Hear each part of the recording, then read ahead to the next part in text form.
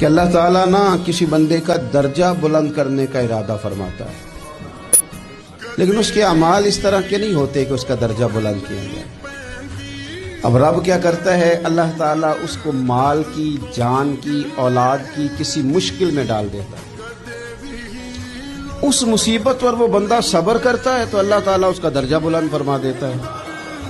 اعمال اس قابل نہیں تھے کہ درجات بلند ہو، وہ اعمال کی بنیاد پر نہیں کر سکتا تھا تو اللہ نے کسی مشکل میں ڈال کے نہ اپنے فضل سے درجہ بلند کر دیا۔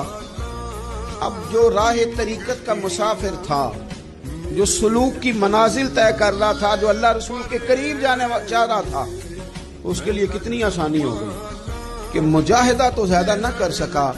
کثرت سے نفلی صوم و صلات کا بندوبست تو نہ کر سکا، تھوڑا سا صبر کیا، رب نے اپنا اور اپنے محبوب کا قرب عطا فرما دیا۔